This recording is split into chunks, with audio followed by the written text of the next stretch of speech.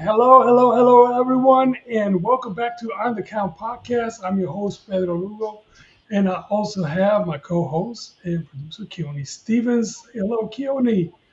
And today, our guest is Scottie Page. Please welcome Scottie Page. Hello, Scottie. You were introduced to me by a mutual friend, so it's great to have this moment to get to meet you, talk to you for a little while. So Okay, looking cool. forward to having this conversation and know what you're doing. Um, really want to let's start from the beginning because that's where I want to start and then move from there because you got a lot of stuff to talk about. You Wilmington, talk to me Yes. about Wilmington. Let's start there. Wilmington is my home. Wilmington raised me, and actually New York changed me. Yeah, I was born and raised in New York. I mean, Wilmington, North Carolina. I'm the youngest of four. Um, and I grew up. My mother and father was married. I came from a good family. My father was a longshoreman, all that good stuff. So most of my life I had basically everything a kid could want. You know what I mean? But over time, trying to fit in and so forth and so on. I chose another route, man. A route that I didn't have to take. Made a lot of bad decisions in my life, and I paid the consequences for them. I struggled with addiction for over 30 something years. I started using at a young age. I started smoking weed at 10, doing cocaine at 15, and went on to other drugs at 17, crack and heroin and so forth. And I struggled for over 30 years. But Wilmington, I've been arrested 76 times, man. I've been to prison 8 times. I've been falsely accused of first degree murder, armed robbery, weeks away from a death penalty case in Wilmington before I was exonerated from that case. Um, but it was a direct result of some of the bad choices that I made, man. So anything that happened in my life now, I can take accountability for it and blame myself, and stop blaming other people for the bad choices that I made, man. But Wilmington, I grew up playing sports and basketball, football, baseball. I played all the sports. My whole family did, brothers and sisters and everybody. But at a young age, man, I just chose another route. I believe it just part trying to people please and trying to fit in. I started hanging with older guys and they was doing things that the younger guys wasn't doing.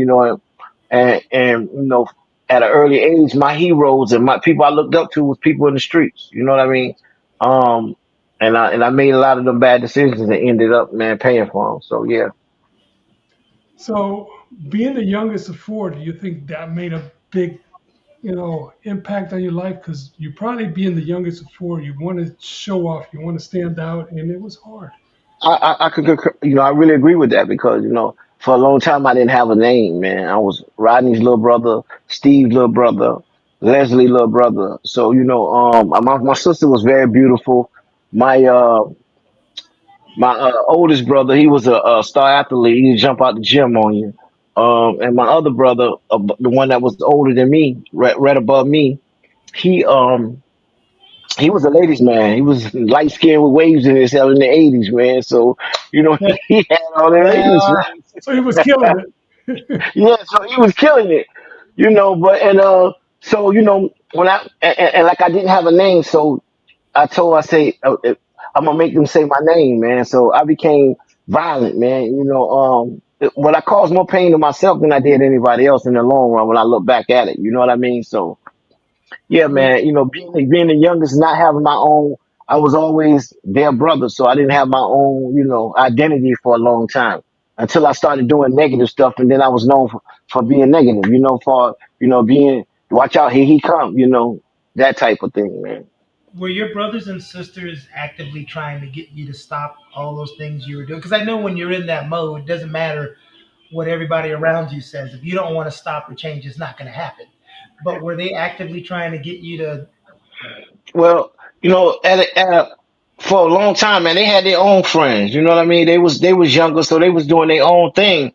And then over time, they really didn't know what I was doing. When I started doing the drugs that I was doing, they found out about it late in the streets. You know what I mean? Is there a But lot of years that separate you guys? well, my sister is 60 now. My Mhm. oldest brother is 59. My brother above me, he passed away in 2020. He would have been probably 57. I Mhm. think 57 or turning 58 in September. And I just turned 54. yeah. So You know what I mean? It wasn't too much, 3 or 4 years with my other brother. But he got into girls before me, so I was put. Yeah, he Yeah, wasn't trying. He wasn't trying to. So right. it wasn't a big gap in No, between it both wasn't a of big. you. It wasn't no big gap. No, it wasn't a big gap between me and my brother that was above me because we hung out for a long time together until I went astray. Well, everybody at one point did they thing, but I stuck with it, and I'm the one that paid the most consequences for it. It's not a big age gap, Pedro, but what happens with those 3 or 4 year gaps is you got to realize when you're in middle school and your older sibling is in high school, that's a whole different world, and that's when it starts to separate. Then by the time Absolutely you get to high school as a freshman, they're either a senior or gone, right. right? So Absolutely, that's that absolutely. little window is important because, like he said, you get in high school, you got your own things going on. You ain't worried about your little brother in middle school, Right. you know. Right. Um, so you say you started doing weed about 10, then you moved on. When did you first get arrested? My first arrest was probably 17. I got arrested for stabbing at 17. Okay. Okay, what And how much time they give you for that? What do you end up doing? You end up They ended up dropping it to a misdemeanor. And I did like they gave me a year, and I went to prison, and they like it. Back then it was a misdemeanor time, so I did like maybe like 3 months on it, and went out. They let me out, and then I turned 18. I caught 8 years. Now, do you? I have a question because what you just said, and I never want anybody who's on a first time offense unless it's just something extremely heinous, and I don't want to act like stabbing accused stabbing is not bad, but do you feel like if your punishment had been harsher, and I know it's hard to look back, but if you feel like if your punishment would have been more severe and not seeming like just 3 months and now I'm out, do you think that could have changed some things? I doubt it, man, because um I had already graduated, stepped across that invisible line. You know what I mean? Like it wasn't no coming back right then. It was nothing you can tell me that I wasn't. This was the life. Because I had already watched older dudes mm, doing this. So I wanted to be down, man. So and that I think that little, I ain't gonna say year. Any time locked up is a lot of time, right? But yeah. that year, it kind of like shifted me into doing like I can get away with a whole bunch of stuff after that. You know what I mean? Like, oh, jail ain't nothing. With that mentality. Oh, that's all I'm gonna do. That little 3 months for doing that. So it wasn't no, it wasn't no nothing. Like I went to a scared. They took me to a prison at one time in North Carolina. Scared straight program type of thing, right? And Okay. when I got there, I knew everybody there. Yeah, they was from my neighborhood, and they was yelling, Little Scotty, what's up?" So you know what I mean? Like, and then next year, I caught the 8 years. You know what I mean? So I was right there with them. So it wasn't no scare me straight type of thing, man. It's just that I had to, uh, I made my own bed, so I had to lay in it type of thing. I had to, you can't teach somebody something. They got to experience. They got to go through it. They daggone stuff because you can tell them it's hot, but they're sticking their hand in it anyway and feeling it. Okay, bro. Were you one of those angry teenagers then at 18? Well, actually, man, I think the drugs took me to a place of outside of myself, man. I got outside of myself when I started using drugs, man. I turned into a whole different person, man. Because I came from a good family, man. My father, he was a good man, man. He was strict. We had to bring every book home from school. We couldn't leave no books in the locker. You had to bring them home and look at them every day. So, it had to be home. You know how that went. When street lights come on, you got to be home. All that type of thing. I came from a good family, man. So I made the choices to, to go do what I did. You know what I mean? You know what's you say that, Scotty, because doing what we do, I watch a lot of YouTube and I watch a lot of true crime stuff, and every time they show someone that's in prison or having an issue, you go to the comment section and the first thing they say, "Oh my God, the parents, terrible parents," and I always Nah. say. it's a crapshoot. We've seen good people come from terrible parents, and it just happens. And we've seen, and not calling you a terrible person, but we've seen parents be good parents, and one or two of the kids run afoul. So I always tell people, don't just immediately go to parents and be like, it's the because parents. it's like out of sight, out of sight. Out of your parent, your parents can teach you and raise you to be the best, productive member of society, so to speak, right? But once Yeah. you get outside of their house, they don't have no control. You get a little freedom. You start seeing things. You start seeing, being around people, who are doing things you wasn't even in your view, and you curious about these things that they doing. They smoking weed. I'm hanging out. I'm 10 and 11 hanging out with 7 and 18 year olds. You know what I mean? So they smoking weed and they looking cool, and so I want to be down. They're gonna run me off if I don't do what they doing. You know what I mean? So I chose that lifestyle, man. My parents was the best, man.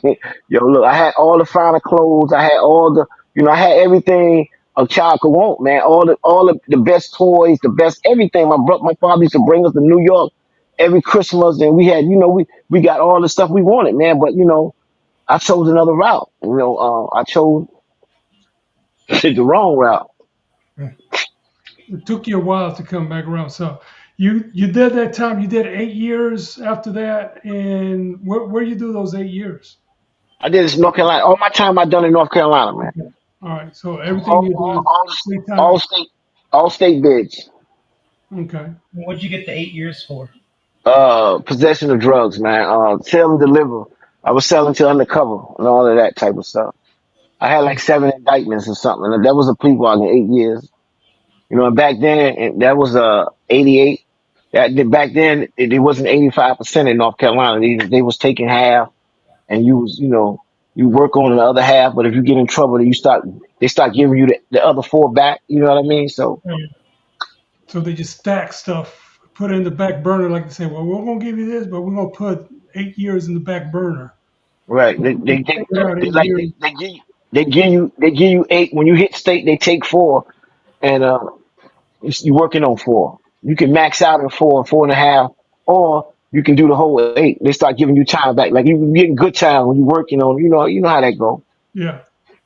So But that's my problem started mostly with my addiction, man. My addiction took control of me at a young age. I started smoking weed at 10, sniffing cocaine at 15, smoking crack and doing heroin at 17. You know what I mean? So the disease of addiction, you know, um, I experienced all the horrors of addiction, man. You know what I mean? Like all the horrors. I'm talking about the dereliction, talking about picking up cigarette butts off the ground. I'm talking about looking for the cleanest clothes and the dirty clothes. I'm talking about I used to rob drug dealers, man, and it wasn't because I was no thug and no gangster. I was desperate, man. I would put my life on the line and their life on the line just for one hit of crack or one hit of dope or those things. And that's the lifestyle I live. I knew I was gonna die. I just didn't know when and how, and I couldn't accept living because I wasn't. I haven't lived life. You know what I mean? In a long time since I was a kid. You know what I It's, mean? Drugs yeah. consume me. And speak to this because some people who've never dealt with a family, I've dealt with plenty of addiction, had a family member or close one to them that have been an addict or they were an addict. They don't understand because they can never understand. They don't understand when you're addicted to things like maybe not necessarily weed, but like crack and heroin. That becomes the most important thing in your life, right? Right. So the disease of addiction is the way we think, man. The obsession, the compulsion. You know mm, what I mean? Like one is too many, and 1,000 is never enough. Like the obsession is you constantly think about it, man. You constantly think no matter how much you got. I could have a whole table full, but my whole thinking process is how I'm gonna get more. And the compulsion is like once I start using, I can't stop, man, till it's all gone. You know what I mean? Like, and I would do anything to get it. You know what I mean? I'm talking about stealing from my family. I stole from everybody in my family because I didn't want nobody to feel left out. You know what I mean? That's how bad it got for me.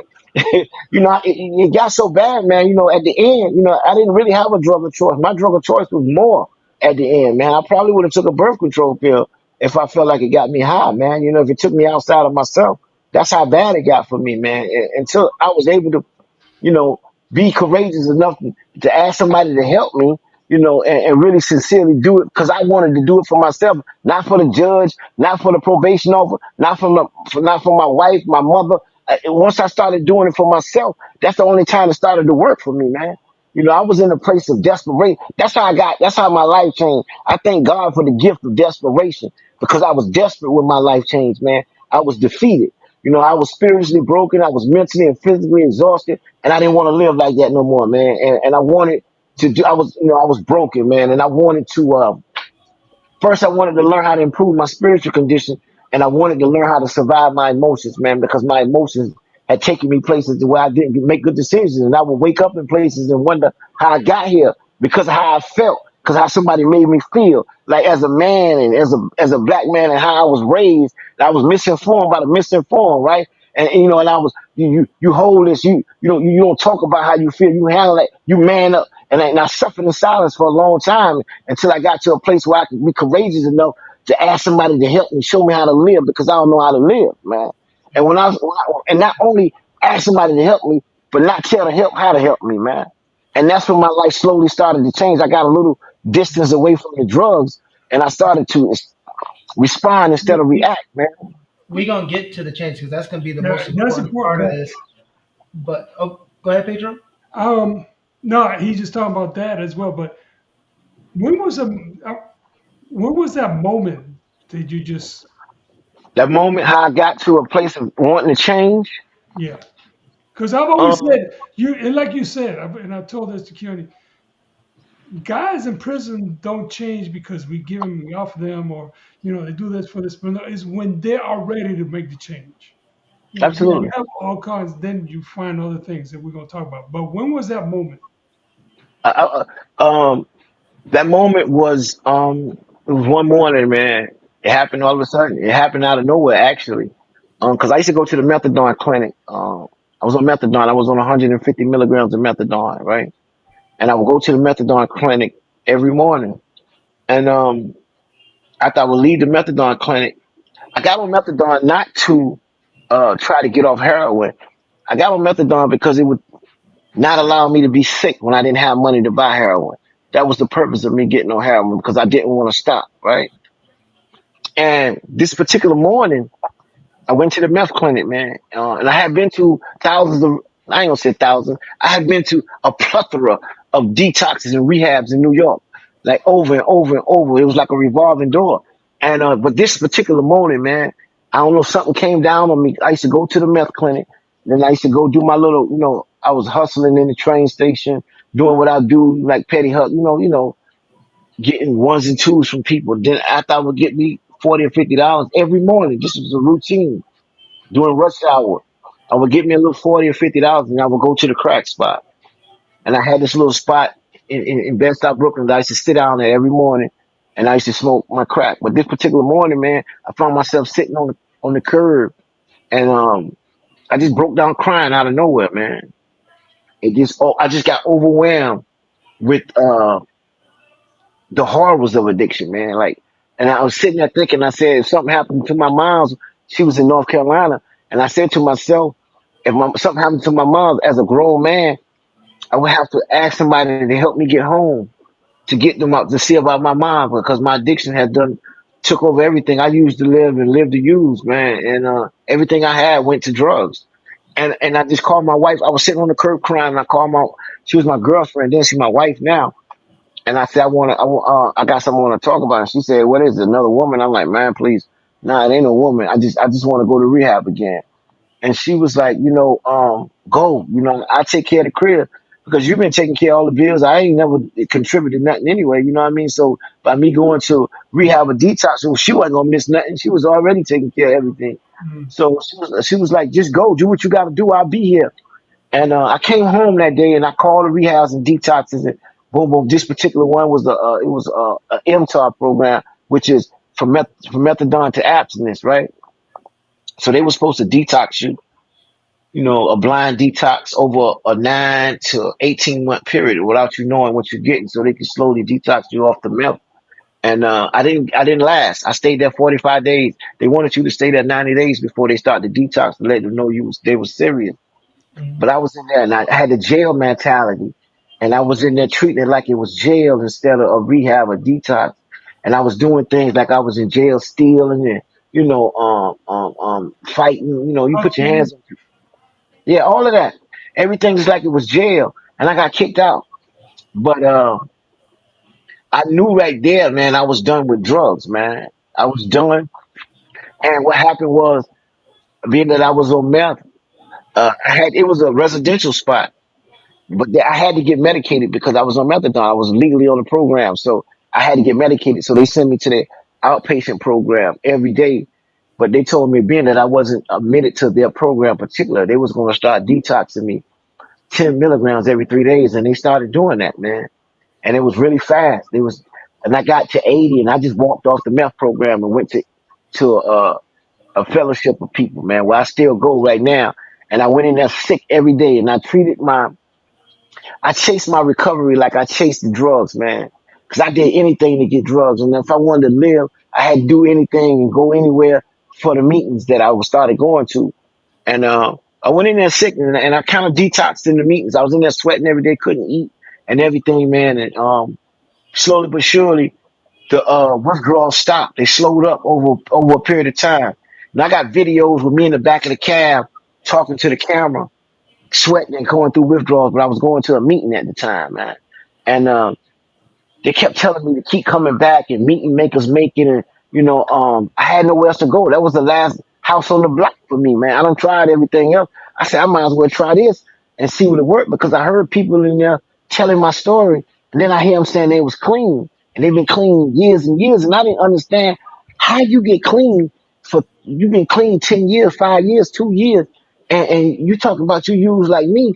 How you get clean like that? So I kept going back because of the stories. I was attracted to the stories that they was telling, man. And I kept coming back, and next thing you know, I got 30 days, 60 days, 90 days. I got a year, I got two, I got three, I got four. Now I got 8 years, 2 months, and like 30 something days, man. You know what I mean? And I still make them same meetings. I still go to the meetings. I still talk about how I feel, and I don't use, and I don't go around people who use it, man. And no matter, they told me in there, they said, no matter what, you don't use. And I heard people talk about they lost their mother, they lost their father, they lost their sons and daughters, and I heard them at the end of that say, but I didn't use. So I knew if I went through tomorrow what they went through today, I knew I didn't have to use. And I got my turn, man. I got my turn in 2020 when I had 4 years clean. My brother passed away on me. My first friend, my first crime partner. He was the one that used to keep a clean outfit and a pair of sneakers in his car. And my mom wanted to see me because I got missing for a week or two. He would come and find me and tell me, "Moms want to see you, man. You got to go home and clean up." And he would take me to his house and clean me up and let me sleep for a day or two, give me a new outfit, and let me go see my mother. Man, he died 2020, right before the pandemic, man. And it crushed me, man. But I was in therapy. I still go to therapy.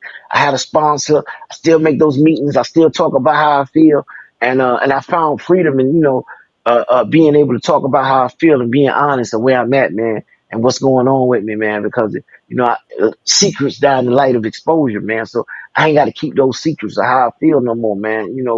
Like I said, I was misinformed by the misinformed, and it kept me suffering in silence, man. And then 2021, my mother died, man. So I had reference points in my life now that no matter what happens, I still can go on living because I went on living without my brother. And I didn't go back to causing harm to myself. So when my mother passed, I used that reference points of losing my brother to get through that. But I'm still healing, man. I'm still, there's no destination for healing. We feel, we heal, and we deal. You know what I mean? So we go through the feelings and deal with it as best I can and slowly start to heal through it, man. And it's been a journey, man. It's been a journey. I have my good days and bad days. How was it dealing with not being able to use those things while you were in prison? Because I Drugs? mean, yeah, Oh man, that was my only escape from drugs, man. Believe it or not, that was the only time that I can get away from drugs and not use, man. So I used to tell people, I used to like, I used to be happy when they violated my parole or violated probation, and I got to a point where my father used to always come get me out of jail. But I told you he was a longshoreman. I grew up, we had some things, you know what I mean, I got to the point, man, it was so bad, man. I wouldn't call my people and let them know I was in jail because I was afraid they would get me out, man. Because I didn't know how to stop using drugs, man. I would go to school in jail, prison. I would do all the stuff. I never had a write up or infraction in prison, and I've been 8 times, man. You know what I mean? So it was, and then drugs was all around me in prison and everything, but I didn't want none, man. I didn't want none. You know what I mean? But when I got out, I didn't know how to not start back up. That was my thing. I could stop as far as going to jail and all that, but my thing was I didn't know how to not start back up. That's That's fascinating, and I wonder if you know why. Like you're in prison, it's around you, and you don't want it, and then when you get out, it's like give it to me, and But I would always start with, my gateway was alcohol. I'm just gonna drink. I ain't gonna do no dope or no coke or none of that. I ain't gonna do none of that. I'm just gonna drink.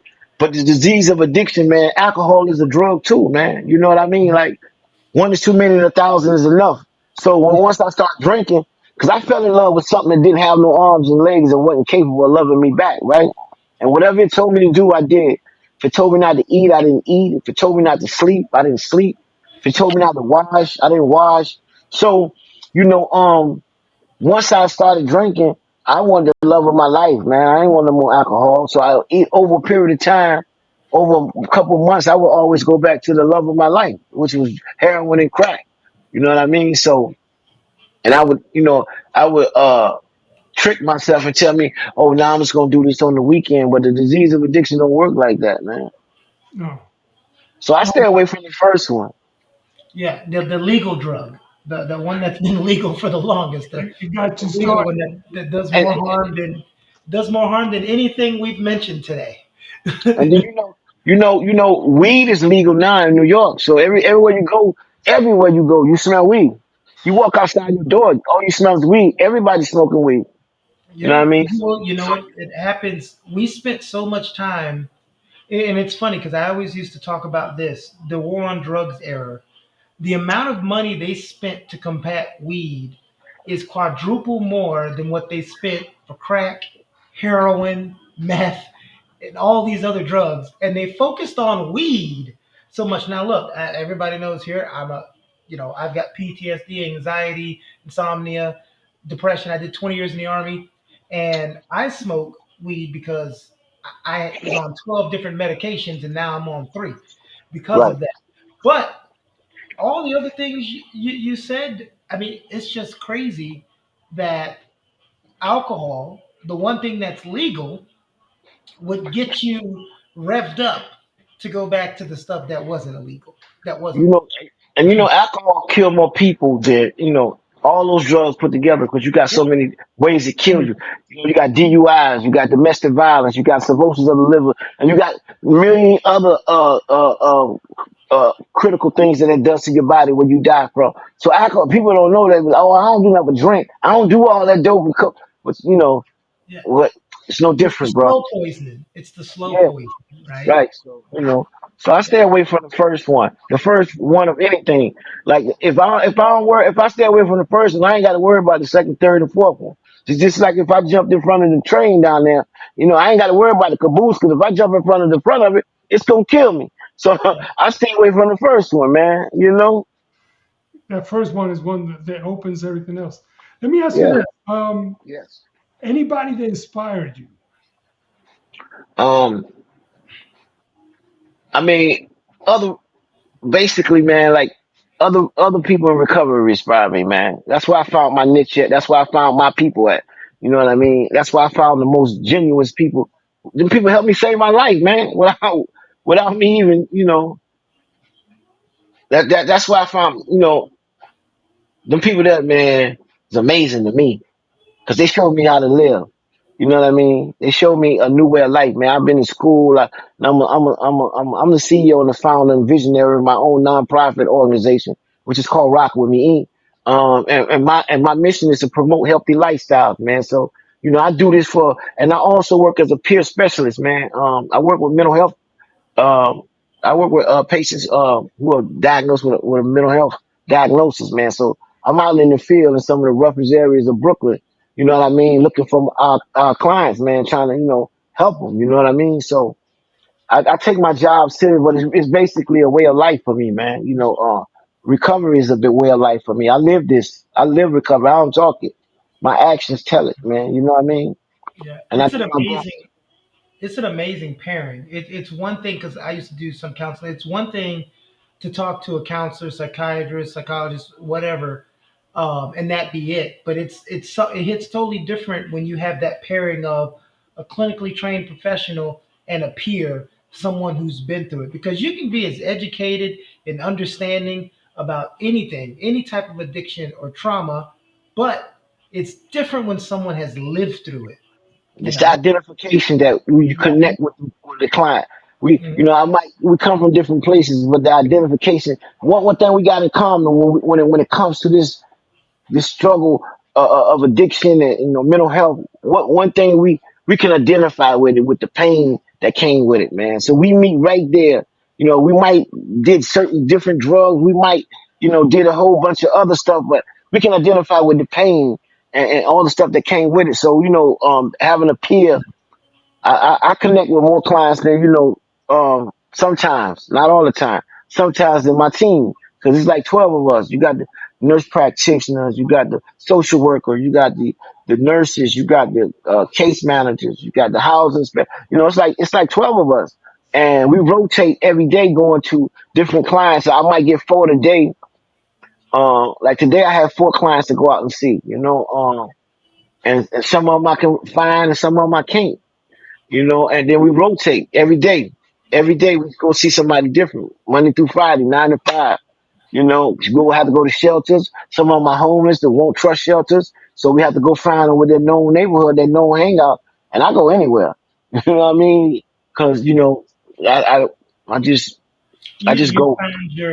found your purpose. You know, back when you were Absolutely addicted, your purpose was to get more drugs, and now your purpose is to help people right. I'm stay a away. hope dealer. I'm a hope dealer. I went from dope dealer to hope dealer. And I don't sell it. I give it away. I give away the hope. And for me, hope means hold on, pain ends, man. We ain't always got to be going through that storm. You know what I mean? Hold on, just hold on. Don't give up 5 minutes before the miracle happens, man, because it happens. Like that. Hold on. When Pain when in. was when did you get when was your final stint in prison? Uh, my final stint was 2016, but I've been in jail up here in New York, Rikers Island. I've been in jail in every city I lived. I've been in jail in Atlanta. I left North Carolina when I had the first degree murder charge, armed robbery after the exonerated charge. Scotty, I ain't trying to be funny. Wanted me to leave. No, Scotty, I ain't trying to be funny, but I am the goofball of the show.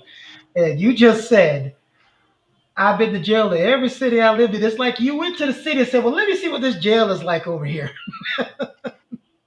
Like that is wow. Every city you moved to, you ended up in the prison there. Oh, jail. I was there we go. in New York. I didn't go actually on state in New York. Okay. I didn't go to prison in Atlanta. I went to their jails though. I sat in their There jails you for 30 and 40 days and stuff like that. But North Carolina is where I did most of my time. The last prison thing I did, a time I did was it was 2007.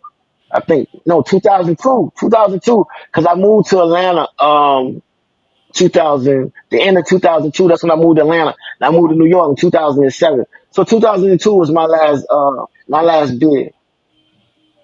Go. Okay. All right. Last Um, there we go. Love it. Okay. so when did you start? All right, you got all this. Now you started your own nonprofit. Right. Have your shirt right there, Rock With Me Inc. Tell me a Yeah. little bit of that. When did you started that? What is that all about? Um, I met another person in recovery who I talked about some of my vision, what I wanted to do now that my life has changed. It was so much I wanted to do. So I just, me and her became, she's my COO now of my nonprofit. She's the COO, the treasurer. She's my backbone.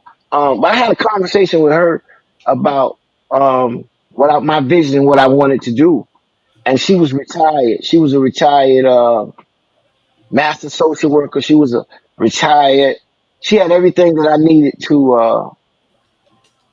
put my nonprofit together, and she had the clinical skills to do all the paperwork. You know, everything that needed to be done. Mhm. She sat down with me and did it with me and made me understand what was going on. Um, it's 5 years now I've been incorporated as a charitable nonprofit organization. Um, and I gave her a vision and we put it together, man. Most of it, it came, she even put money up with me, man. Cause most of the things that I've done now for my life, if you look at my website, a lot of the things that I've done, a lot of the stuff came out of my pocket, or I raised money on, sold my merchandise, or I created a GoFundMe or something uh, to put this nonprofit together, man. And it's been working pretty good for me, man. Like during the pandemic, like the city shut down, and I created this 8 week and 12 week curriculum, peer to peer, that I sold to the a couple drug programs here that I was doing virtually, and because they didn't have nobody coming in.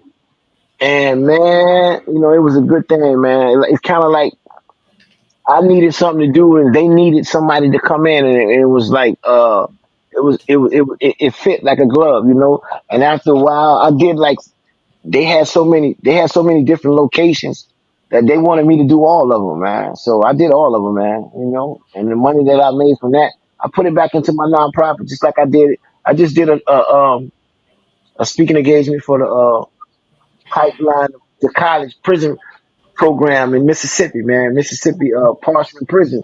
I just did a speaking engagement for that. Now they want me to come down in the fall and do something in person for them, man. So, that nonprofit has and everything I do here, I do it in my hometown of North Carolina. Like I do a Black History essay contest every February where I give away sneakers. I do back to school drive. I do Christmas drive, toy drive, and I do I haven't actually did it here, but I did it in my hometown. I do a night of elegance for mothers who lost their children to senseless violence, where I throw them a banquet and a ball, man. And but I haven't done it since COVID. And I'm just getting back. I'm supposed to do it this year, so This is why I like how. So, real quick, how old were you when you made that commitment to be clean and turn it all around? What age were you? 46. And that's why I always tell people, I know it's hard, but you can never, not never give up. Some people you just have to say, look, I've done enough. I'm gonna let you go until you figure it out. But you can never just look at somebody and say they can't turn it around. Doesn't Right. matter the age. I've known people. I'm from Miami. I've seen people be straight addicts and turn it around at 58. Is that ideal? No, but it happens. It's No, possible. you can't just have people thrown away. You know, My thing is what I tell people, man. I said no matter how long we travel in the wrong direction, we can always stop, turn around, and go back the that's other true. way, man. That's true. You just don't fall off the cliff. Don't go too far to where you fall off the cliff. If you, Absolutely, absolutely. do, and you tell me this, because I don't know if you, I know you told me all the trials and tribulations you went through. Um, what was the bottom? Because most people that I've known that switched and recovered, they had to hit rock bottom. My bottom Like, was more spiritual. mhm, My bottom was more spiritual. okay, Okay. I was spiritually bankrupt, man. I had no connection to God, and my spirit was dark, and everything inside me was like dark, man. And I felt it. Not only did I just felt the darkness, man, and I felt the disconnect from any kind of higher power, man. And now today, I have a healthy relationship with God, man. And some days God just needs good early direction, doing the right thing for the right reason where people ain't looking. But my bottom was more spiritual, man, and I was spiritually broken, man. And I didn't want to live like I was living no more. I wanted to it's like I got in a closet, right? And I closed the door from the inside and locked it from the inside and cut the light off and threw the key somewhere in the closet and sat in there for over 30 years. And that was me experiencing the horrors of addiction, man.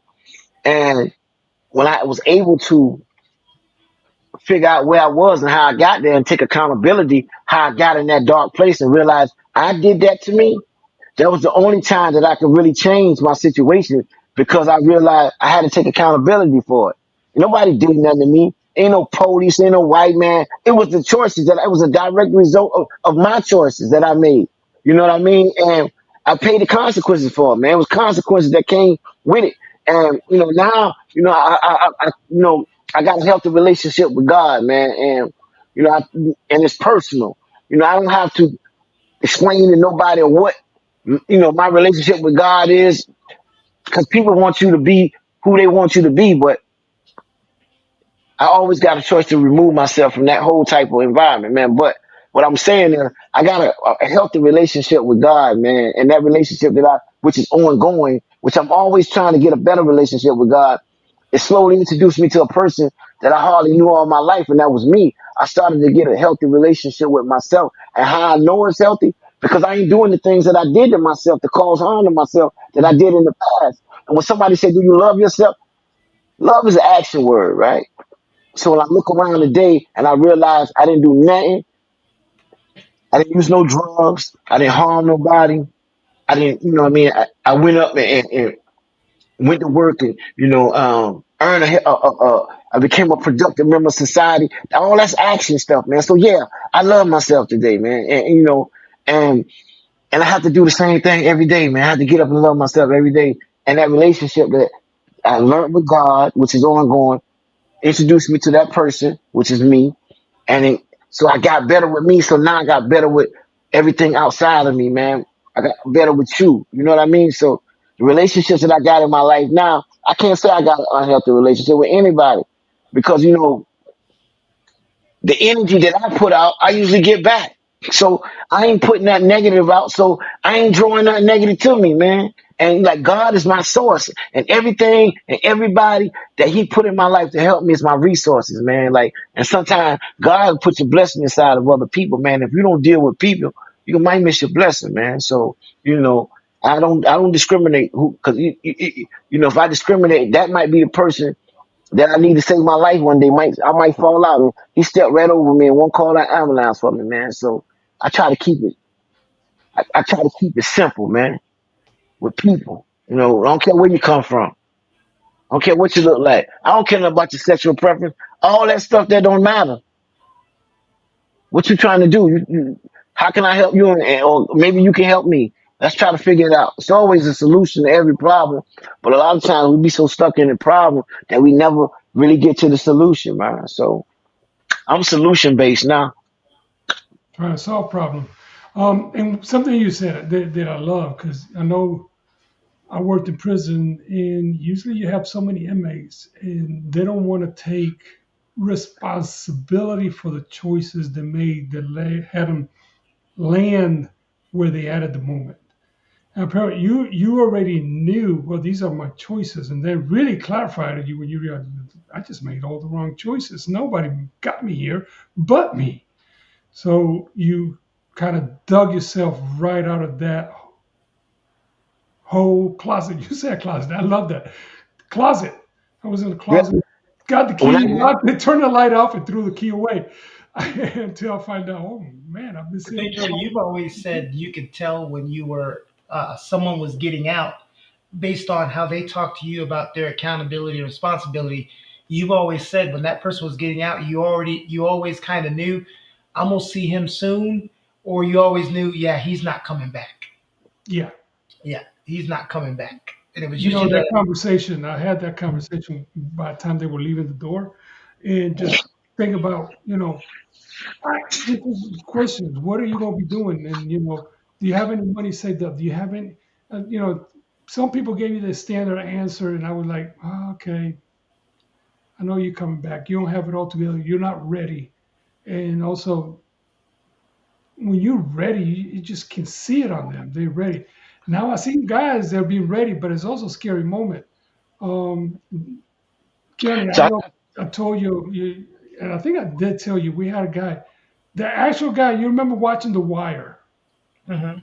Okay, I had one of those guys that actually ended up in federal prison, and he got out. When the day he got out, I was standing outside. I was walking out the lobby, and he was outside walking, standing there, tall guy, and he's looking out the window. and you can see him literally shaking. I said, "You okay?" He said, "No. Why? I'm going back to the streets. I'm scared as hell. I'm scared as hell." And I this can is identify with guy. feeling like that before. You said you could identify. So, Scott, because you just talked about when you would be in prison, it was the cleanest time during those times, and as you knew once you were getting out, you're like, I know what I'm going back to. Yeah, I had an idea, man, because like I had nothing. Like when I got there, I didn't, I didn't do nothing really too bad. I went to school and uh, uh, uh, I went to school, got my GED and all of that, but you know, going back out and not being familiar with the process of finding a new way to live, obtaining employment, having a resume, all that shit terrified me. So first you're gonna get out and you're gonna try to get the fast money, man. And the fast money, and everybody they're gonna invite you. They're gonna welcome you home to to foolishness. They're gonna have bottles of liquor. They're gonna have all this type of stuff, and the lifestyle. If the drugs don't get you, the lifestyle will. So it was a fear of going back, man. I was clean and sober. And I ain't had to worry about the drugs and none of that when I was in there. But what's gonna stop me now? I had no foundation to stand on. I didn't have no. I didn't know nothing else. That's all I knew. So what I was gonna stand on, man. You know what I mean? So yeah, it was scary going back out there. Yeah, that's a lot of guys will tell me that some of them were scared just to get back in the street, and how to manage all that. Some guys, when I talk to them, they were just ready because they already have put everything in place while they were in prison. Well, you saw that. What was that? My favorite movie. One of my favorite prison movies, Shawshank Redemption. I know you've Shawshank seen that, Redemption. Pedro. You ever seen that, Scotty? Shawshank Yeah, Redemption. You yeah. remember the Morgan old, Freeman. old, old guy that they finally released out of prison at like 60 or 70, He hung and he went himself. out there and hung himself. And people are like, "What?" I'm like, "Yeah, that was all he." It's You, they, Everything done changed on him. He was locked up 50 years. Everything done changed. Everything he knew was no more. all your friends are Everything. gone that Yeah, were you out move there. and moving fast. Cars and everybody's moving fast. Yeah, man. So yeah, I saw that movie. Yeah, it was something. yeah, that's probably, and one thing you said, you were going out once every time you got out, you're gonna get back with some of the people you knew. You got there. Oh, Scotty, you back home. Where am I Hey, going? let's throw a party. Blah blah blah. And now you have a party. You have liquor. You got all this right there. In that moment, you want to be cool. You want to say, "Oh, I'm one of the guys." You get to drinking. Before you know it, you Yeah, back where you started. right. I got a habit. I got a dope habit in 3 months. You know what I mean? I'm back. You know what I mean? Now I gotta support my habit, so I'm doing crime now. You know what I mean? By any means necessary. You know what I mean? For the next one. I'm stealing from everybody, robbing everything. So I'm lucky that I made it this far, man. I'm a miracle. You're looking at a miracle. I know it. You know what I mean? Like, You didn't say robbing, drug dealers in Raleigh, North Carolina. You said robbing drug dealers in New York. That ain't no, no, that. no, no, no, no, no, no. Only time I was in Wilmington. I didn't Oh, rob. Wilmington, Oh, Wilmington. okay. Yeah, yeah. Okay. I didn't rob. I didn't do no robbing up here, man. I didn't. Okay. I didn't. I didn't do no robbing up here because I knew, they would have killed me up here. Yeah, that up there, they're not gonna play. It's That's what that's what I was saying. I was like, how did you get through all of that doing that up there? But now that But makes but they, but sense. they Yeah, tried to kill. They tried to kill me in Wilmington too. yeah. I had it to a point in Wilmington where I had to wear a bulletproof vest at one time, and I only could come out at night because everybody was looking for me. But Mm. I love Wilmington, North Carolina. That's where my most support comes from because they seen the transformation and they support anything I do, man. And Wilmington is my home, and I love the people and I love the city. I love everything about Wilmington, North Carolina, man. If I put up a GoFundMe or come with some merchandise, everybody from Wilmington start buying it because they know where I was and where I'm at now, and they support the movement, man. You know what I mean? So I love my city. I'm going there. I'm actually going there to Thursday. I'm going home Thursday for 5 days, man. Nice. Yeah, Labor Day weekend. They got a reunion, so I'm going to show up and show out. Wilmington is a great place anyway to go do that. Drug free, alcohol free. I go have a ball with How none of many that years? stuff. For how long, Huh? Scotty?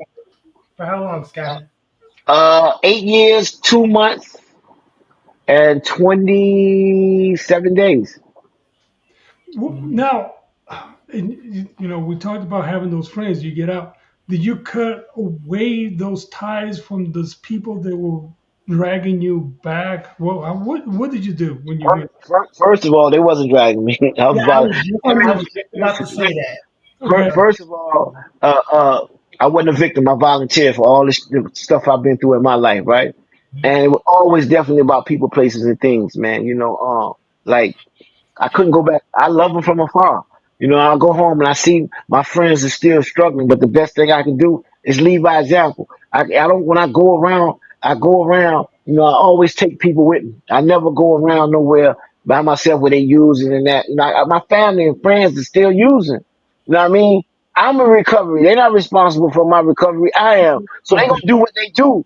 When I get uncomfortable, I leave. When I see them doing stuff, I leave. I don't go around certain places. It's always about. They taught me that in my process, man. It's people, places, and things, man. I had to, and in the beginning it was scary, man. It was scary because it was some unfamiliar stuff that I wasn't used to. How you gonna tell me I can't go around people I've been playing Pee Wee football with since we was 11 and 12, and now I can't go back around them. And but each time in my life, we just talked about God a little bit. Each time in my life, in every situation of my life, God showed up, man. Like when I was caught in the grips of my addiction, He put people in my life who could help me maneuver through the streets and find what I needed and everything that I wanted and needed. When I went to the penitentiary my first time, I was scared, but He put familiar faces there that can help me maneuver through that lifestyle the first time I got there. So when I changed my life and found this recovery process, right? People showed up, man, who experienced some of the similar things that I was experiencing, who I could identify with, who found a new way to live. Like, and I had to realize when God trying to take things away from you, man, you gotta let Him go. Because if you don't, you ain't gonna leave room for what He finna give you, right? So I had to let go of all those friends that I grew up with. Not. I still love them. If I right, got something, if I got something, they call me. A lot of them call me today. And we still, they still. I need help, man, and I still plug them into rehab and detoxes in my city because I got people down there that do that kind of work. So I try to help them out in that way. And but nobody can't make me do nothing that I don't want to do, right? So, like you said, that they didn't drag me. Like I volunteered for all of that. I just don't go around, man, and I'm okay with it. Like. You can't put temporary people in lifetime positions because they don't fit. Some relationships supposed to expire, man. And when these expire, new ones start up, man. So that's what happened in my life. Some expired, and I developed new ones, man. So and I'm okay with it. I surrendered to that. You know what I mean? Like I surrendered, and surrender was something hard that I had to do when I first got clean. But I had to surrender and admit I was powerless, man. And I was in the street all my life. What you mean surrender and admit I'm powerless? But once I surrendered to the lifestyle and the drugs and realized I couldn't beat that, I'm powerless over that stuff, man. And when I say I'm powerless and I admitted defeat, it actually gave me power to arrest my disease one day at a time. And one day at a time, I didn't use, man, because I knew I couldn't beat it. That's like getting in the ring with Mike Tyson. I know I can't beat that man, right? But each time I got out of prison, I still got back in the ring with Mike Tyson. And my thing was my mental state where I was going to prison and now I'm gonna come home and do drugs differently, right? So in other words, I'm going to train different this time. So when I get back in the ring with Mike Tyson, now I got a little dip with me. Now I got this with me. But nah, Mike Tyson's still a monster. He's still a beast. So every time I got in the ring with him, he knocked me down. And that was drugs for me, man. Every time I got in the ring with them drugs, they beat me down, man. You know what I mean? So guess what I stopped doing? I stopped getting in the ring with him. Back to the ring. oh, So how I can waved, people? I waved the white towel. I surrendered. He Like they gladly do, took like they do in the boxing ring. They threw the towel. it. If I Yeah. wanted to support your organization, how do I find it? How do I get to it? My website is rockwithme.org. It's ROCWITME.org. And I got a donation page, man. If you want to donate, if you know what I mean, I really appreciate it because it's going to definitely go into the community. It's definitely going into what I'm doing, my work, and that's how you donate, man. Um, I gave Pedro my website and all of that, so you can just Yep. It's in the description. So everybody, when you watch this episode, in the description, you can also find his website. We just always have the guests say it because everybody don't Yeah, read. yeah, we'll have it on there everybody, also. everybody don't read. I can have a yeah. sign that says "Don't step over here, you'll blow up," and you know how many times that thing's Yeah. gonna go off. Yeah. So, So Rock With Me, man, is my mom, man, my mom got to see me clean 5 years before she passed, man. After 30 something years of well, using, man. And her and my brother, I got a video of them when I brought my nonprofit. Because I had to introduce my nonprofit because they didn't know what I was doing in New York when I was putting this together. And I was telling them, I got a nonprofit, I'm doing this, I'm doing that. They're like, yeah, it was small, they was like, yeah, we proud of you, but they knew I was not using. But when I brought my nonprofit to Wilmington and I did the Night of Elegance and I had the suit on, like on my website, you see me with the suit on and all of that. That Mhm. was the night of. I got a video actually on YouTube, which is on my website of the Night of Elegance. Well, a lot of I had to. It's crazy, man, because I was in the street for most of my life, and I had the DA come, I had the police officer come, I had all of them come and speak at my event to these mothers who lost their children to senseless violence. And then I spoke at the end, and my mother was in there, my brother was in there, man, and they was in awe because they seen me in another light, man, and I'm so grateful. It was a blessing that they got to see my nonprofit before they passed and see what I was really doing. You know what I mean?